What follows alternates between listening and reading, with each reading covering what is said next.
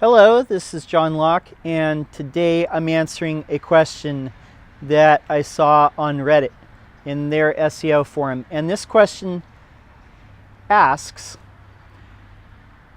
is the above the fold part of the website still important? And the reason why this person was asking is they wanted to put a slider, like a slideshow up at the top.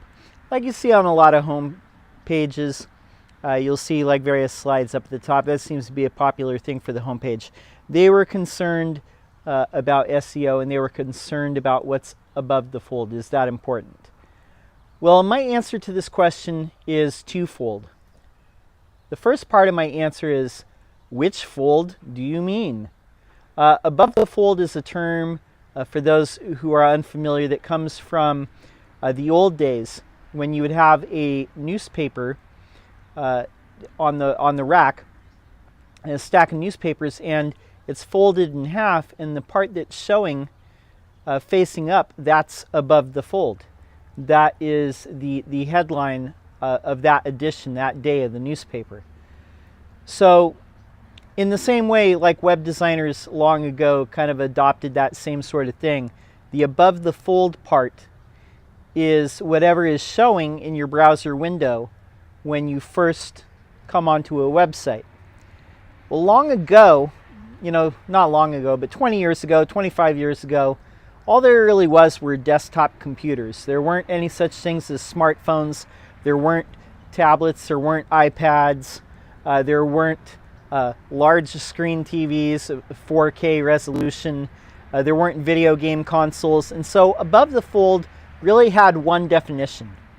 The problem is in recent years, over the last decade or the last dozen years, all those devices that I just mentioned have become ubiquitous. They're everywhere. And so when you're talking about above the fold, that could mean any number of these devices. So here's what Google cares about when it comes to above the fold. What they care about is that when people first land on the website, that the page renders quickly, meaning you start to see things in the browser, whether you're on a phone, whether you're on a tablet, whether you're on a desktop or a laptop. People very quickly begin to see the page begin to render. That seems to be one of the things that Google cares about quite a bit, because they give a lot of tips about making sure that that part of the page renders first, quickly. So when it comes to SEO, whatever you put up at the top of the page, as far as if you have a big bold headline, whatever people first see, that is going to matter a little bit. That's basically telling people that's the headline of your page. I will say that I don't like sliders as much, though. A lot of people still have them. A lot of websites still have them, and because it basically is a way for people to compromise what the message of the page is going to be about. And especially in big organizations, every department might want to put a different message up there. There might be a lot of different programs or initiatives that are happening all at the same time. And so we want to have 3 or 4 slides. The problem is studies have shown for many, many years that the majority of the clicks go to the first slide. I think it's like 95% of the clicks go to the first slide.